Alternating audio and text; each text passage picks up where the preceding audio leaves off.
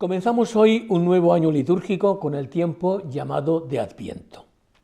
Tiempo de 4 domingos anteriores a la Navidad para prepararnos a la doble llegada de Dios al final del mundo y en Navidad, recordando su venida cuando nació en Belén.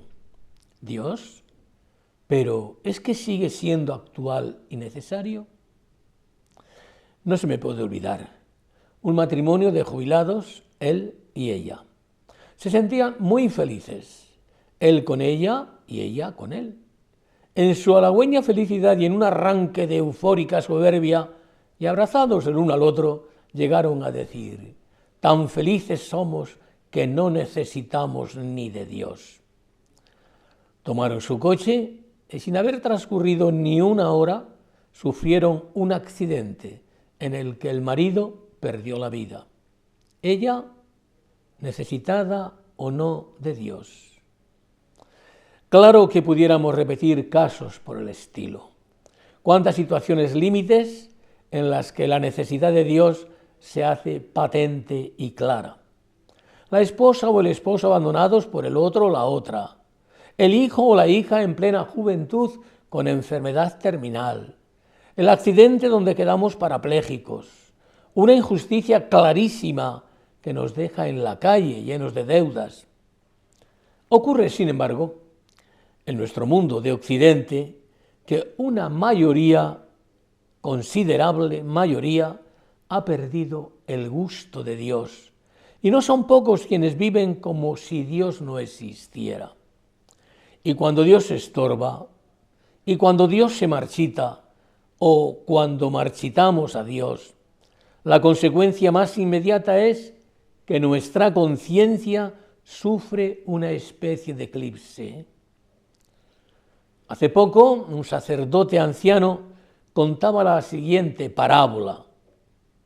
Un grupo de demonios que creían que su trabajo se estaba terminando pidieron a su jefe tener una reunión de emergencia para discutir lo siguiente. Tenemos un problema muy serio. ¿Qué problema es?, dijo el demonio principal. El desempleo, le dijeron. Explícame eso, dijo él.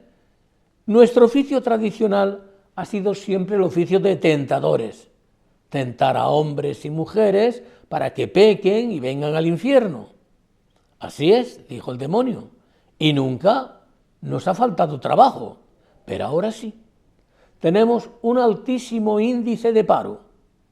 Pues los humanos se tientan ellos mismos unos a otros. Se tientan por la televisión, por el cine, por las redes sociales, por el mal uso de la tecnología. Tienen el pecado al alcance de la mano y se empujan hacia él unos a otros.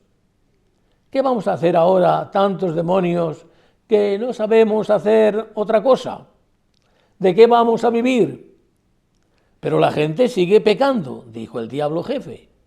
Eso es lo peor, señor, le contestaron.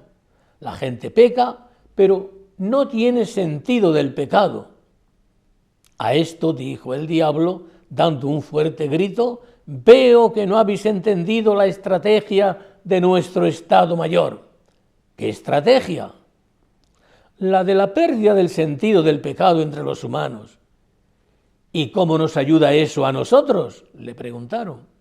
Nos ayuda porque el pecado existe, lo admitan ellos o no, y el pecado lleva al infierno, que es lo que nos interesa a nosotros. Sí, cuando se pierde la conciencia de pecado, a quien habla de pecado se le considera algo así como obsoleto o como pasado de moda. A muchos hablarles de Dios es hablarles de música celestial, y sin embargo, la paradoja salta cuando precisamente y por esta ausencia de Dios, este resulta más necesario que nunca.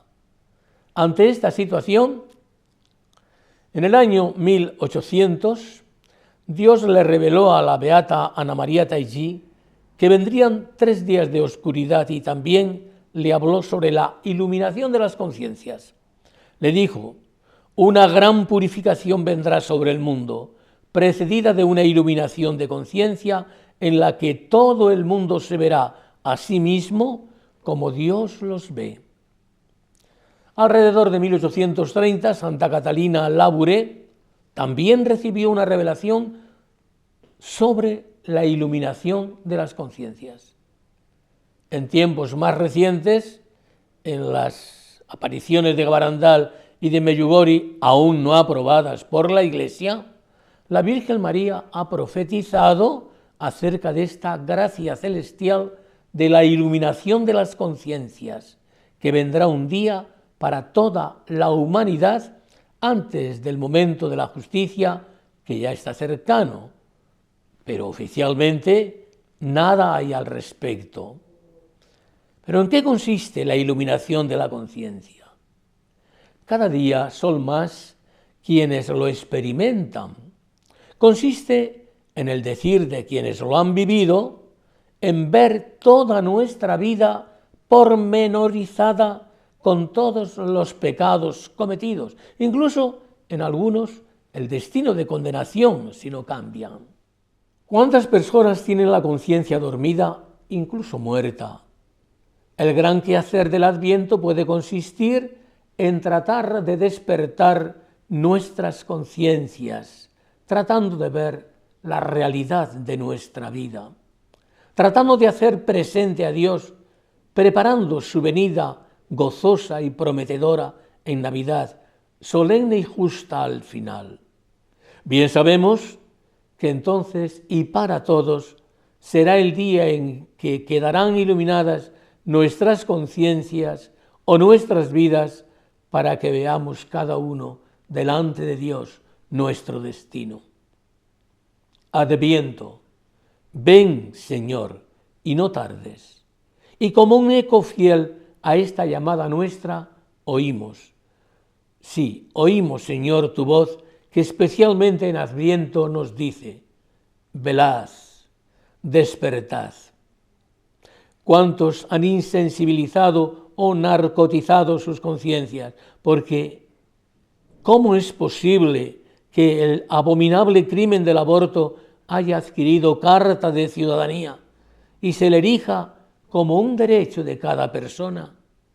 ¿Cómo es posible que el mundo transija tantas leyes opuestas al sentido común, opuestas a las exigencias más elementales de la humana naturaleza? ¿Cómo es posible que se venda a Dios por un plato de lentejas? ¿Cómo es posible no descubrir que la vida feliz, aquí ahora en la tierra, es patrimonio de todos, de quienes todo lo consideran basura comparado con el amor de Dios? Nos llegan muchos deseos, Señor, de pedirte a gritos que apresures tu venida. Pero parece que te oímos decir, ¿quién de vosotros se decide una vez a despertar la conciencia para que pueda volver a muchos a través de él? ¿Que cómo se empieza? Por las cosas pequeñas. La conciencia se duerme por descuidar las cosas que parecen pequeñas, y por las cosas que parecen pequeñas se comienza a despertar. Qué peligroso es dejarlo para mañana. ¿Recuerdas aquel cuento en el que 3 diablillos aprendices se entrenaban para su oficio antes de venir a la tierra? Verás, cada uno expuso su plan. El primero argumentó, yo les diré que no hay Dios. Eso no engañará a muchos. Todos saben que hay Dios. El segundo, yo les diré que no hay infierno. Por ese camino no engañarás a nadie. Todos saben que hay un infierno para el hombre pecador. El tercero, yo les diré que no tengan prisa por ser buenos, que hay mucho tiempo. Vete, le dijo Satanás, de esa manera engañarás a muchos.